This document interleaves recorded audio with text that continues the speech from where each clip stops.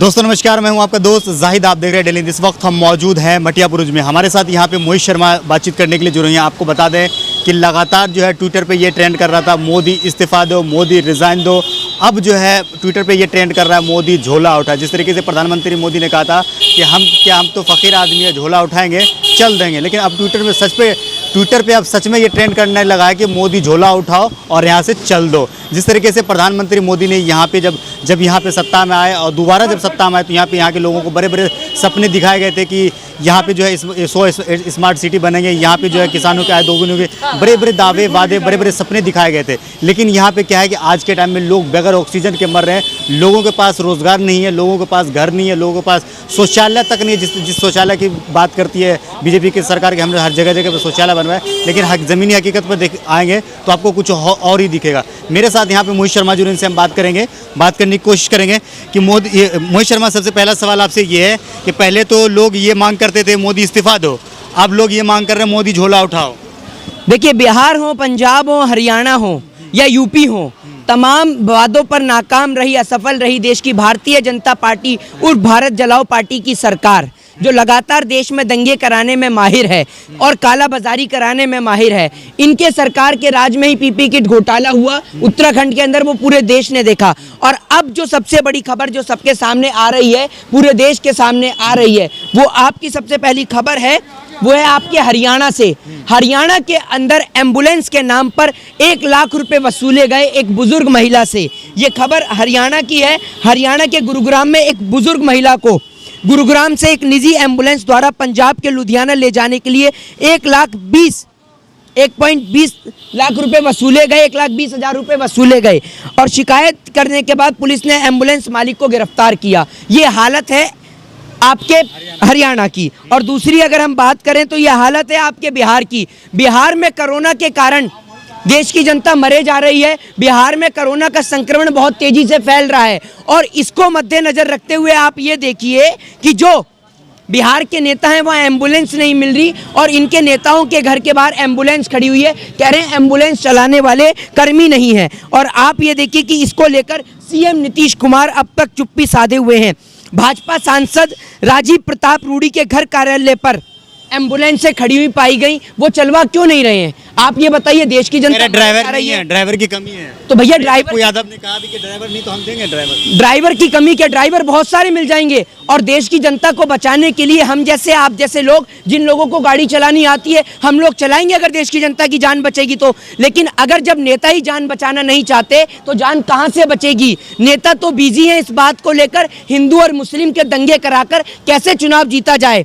नेता बिजी है इस बात को लेकर कि राम मंदिर का मुद्दा खत्म हो गया, अब किस बात से हिंदू को मुस्लिम से लड़ाया जाए और हिंदू और मुस्लिम का सर ममता बनर्जी ने जीता जाए। ममता बनर्जी ने शपथ लेने के बाद ये बात कही थी कि अगर नरेंद्र मोदी कोरोना का जो यहाँ पे महामारी फैली, अगर उस पर ध्यान दिए होते तो आज ये क्या नाम है, देश की यह हालत नहीं होती। लेकिन देश के प्रधानमंत्री मोदी का ध्यान कहा था पश्चिम बंगाल चुनाव पर।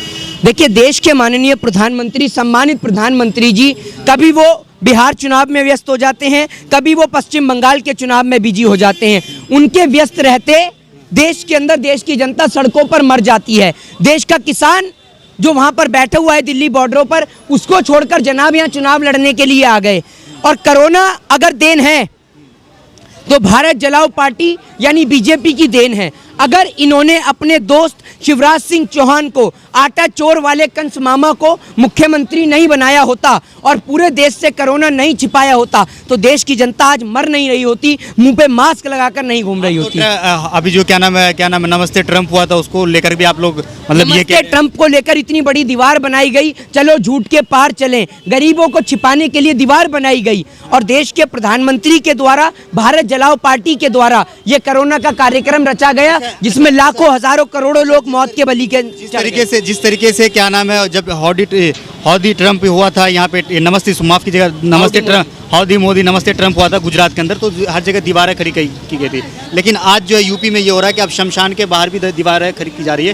कोई मतलब वहाँ पे जो जिस लोगों का अंतिम संस्कार है, बाहर के लोग देख ना सके कि कितने लोग मारे जा रहे हैं। देखिए, हम सिर्फ यही कहना चाहेंगे कि चाहे हम लोग कैसे भी हैं, लेकिन हम लोग इस घड़ी में एक दूसरे के साथ खड़े रहें, हिंदू और मुस्लिम दोनों एक साथ खड़े रहें। और हम ऊपर वाले से यही प्रार्थना करेंगे, ईश्वर से, अल्लाह से, जीसस से, वाहिगुरु से यही प्रार्थना करेंगे कि चाहे शमशान घाट हो, चाहे कब्रिस्तान हो, किसी के भी बाहर भीड़ ना लगे, सब लोग अपने घर में खुश रहें, ठीक ठाक रहें। हम यही प्रार्थना करेंगे। और हमारा दोष सिर्फ इतना सा है कि हम इस देश के अंदर हिंदू, मुस्लिम, सिख, ईसाई को एक साथ चाहते हैं, और जिस कारण बीजेपी के लोग हमारे ऊपर हमला करवाते हैं, हमारे को जान से मारने की धमकी देते हैं, यही हमारा दोष है। सरकार ये कह रही है कि 2 गज की दूरी बना के रखें, मास्क लगाएं, सैनिटाइजर करें। तो क्या ये दूरी प्रधानमंत्री जी के लिए नहीं है? सरकार ने कौन सा सैनिटाइजर निकाला है जो फ्री में लोगों को मिल रहा हो? बताइए। 500 रुपये से लेकर 1000, 2000 रुपये का चालान, आप विदाउट मास्क का चालान काट सकते हैं। सरकार की औकात इतनी नहीं है कि 5 रुपये का मास्क जनता को फ्री में बांट सकें? बताइए, है नहीं क्या सरकार की औकात? 500 रुपये से लेकर 1000 रुपये का मास्क न लगाने पर हमारे ऊपर 500 रुपये का चालान कटता है। हेलमेट ना पहनने पर हमारा चालान कटता है। लेकिन अगर ये सरकार अस्पताल में बेड मुहैया ना करा पाए, वेंटिलेटर मुहैया ना करा पाए, ऑक्सीजन मुहैया ना करा पाए, तो क्या सरकार के खिलाफ मुकदमा दर्ज नहीं होना चाहिए? क्यों नहीं होता मुकदमा दर्ज? अच्छा, क्या मास्क लगाने से, सैनिटाइजर करने से कोरोना रुक जाएगा? देखिए, कोरोना रुकेगा तो मोदी जी के मन की बात सुनने से। मोदी जी की तरह दिया जलाइए, टॉर्च जलाइए, मोमबत्ती जलाइए, इससे मोदी जी कहते हैं कोरोना रुकेगा। आपने पूरे देश को पागल बना दिया। वैक्सीन आने के बाद इतनी ज़्यादा जनता मर रही है कि पहले राउंड में नहीं मर रही जितना अब मर रही है। बंगाल में जो हिंसा हुई है उसको लेकर के जो है बीजेपी के जो लीडर है वो जगह जगह पर धरना दे रहे हैं। यहाँ पे जो लोग 13 लोग जो मारे गए, लेकिन वहीं पर जो यूपी में चले जाएं, दिल्ली में चले जाएं और भी देश के अन्य जगह पर चले जाएं, बगैर ऑक्सीजन के लोग मर रहे हैं। पहले धरना क्यों नहीं करते? पहले ये तो बताइए कि वो लोग मरे भी हैं या नहीं? क्या पता वो जो एक पत्रकार को बिठाल दिया था वो जिंदा बंदा था, उसे मरा हुआ घोषित कर दिया बीजेपी वालों ने। तो पहले ये बताइए। और हम 70 दिन से बंगाल में रुके हुए हैं, हमारे ऊपर तो किसी ने हाथ नहीं लगाया। आप लोग जब बीजेपी के कार्यकर्ताओं को और बीजेपी के नेताओं को, चाहे ये लोग कहते हैं यूपी में मारा गया है ना, ये कहते हैं बिहार में मारा गया, ये कहते हैं बंगाल में मारा गया, जब बीजेपी के नेताओं को इस देश की जनता हर जगह से लतिया रही है, तो काहे वोट मांगने जा रहे हैं भैया? अपने घर में रहो। जब जनता आपको नहीं चाह रही तो क्यों नहीं रहते आप अपने घर में? अपने घर में रहिए। जब आप हिंदू को मुस्लिम से लड़ाएंगे, मुस्लिम को हिंदू से लड़ाएंगे और मंदिर और मस्जिद के नाम पर दंगे कराएंगे तो जनता चुप रहेगी। आप सर सुनिए, आप यहाँ पे 70 दिन से आपने बताया, जैसे कि 70 दिन से हम जो है पश्चिम बंगाल के अंदर हैं। आप यूपी में भी रह चुके हैं। आप ये बताइए, जो यूपी का जो शासन है, इसका योगी आदित्यनाथ का जो सिस्टम वहाँ पर है, जो पश्चिम बंगाल है, उसमें आप कितना फर्क देखते हैं? यूपी के अंदर का जो शासन है वो मैं नहीं, वो पूरा देश देख रहा है। यूपी में पहली बार अभी ऑक्सीजन की कमी नहीं हुई। यूपी के अंदर पहले भी ऑक्सीजन की कमी थी, जब ऑक्सीजन की कमी के चलते इस देश के अंदर बच्चे मरे यूपी के अंदर। लेकिन आज देश का दुर्भाग्य देखिए कि उस गंजे के खिलाफ कोई बोल भी नहीं सकता है। कौन गंजा? अपराधनाथ, ढोंगीनाथ, योगी आदित्यनाथ, समझे? हाँ, उनके खिलाफ कोई बोल भी नहीं सकता, क्योंकि इन्होंने कह दिया जो ऑक्सीजन की कमी बताएगा, जो बेड की कमी बताएगा, उसके खिलाफ मुकदमा दर्ज हो जाएगा। ये अपराधनाथ का कहना है। अच्छा, बाबा रामदेव ने भी क्या नाम है, कुछ दिन पहले एक अपना मेडिसिन लॉन्च किया था, क्रोलिन नाम से, ऐसे कुछ नाम से। हाँ, तो वो काम नहीं कर रहा। आपने लेकर देखिए ना, आप लेके देखिए। बाबा रामदेव पूरे देश को पागल बनाने में लग रहे हैं। पतंजलि का चूरन ले, पतंजलि का नमक ले, पतंजलि का पेट सफा ले। अरे भैया, अपनी आंख में दवा डाल के अपनी आंख खोलना पहले, उसके बाद पतंजलि की आई ड्रॉप बाट। अपनी आंख उसकी 24 घंटे यूं रहती है, खुलती नहीं है एक आंख। इसमें थोड़ी सी दवाई टपका पतंजलि की, चाहे योगा कर। भाई, पूरे देश को आप पागल बनाने में लगे। और पतंजलि के योग गुरु बाबा रामदेव ने क्या, बाबा रामदेव नहीं, पहली बात तो बिजनेसमैन बाबा रामदेव, बिजनेसमैन रामदेव बोलिए, बाबा मत लगाइए। आप ही लोग हैं जिन्होंने रामदेव को, रामदेव हो, आसाराम हो, राम रहीम हो, उन्हें भी आपने बाबा बताया था। आप तो आसाराम को भी बाबा बताते थे, राम रहीम को भी बाबा बताते थे। क्या हुआ उनका? पूरे देश ने देखा ना।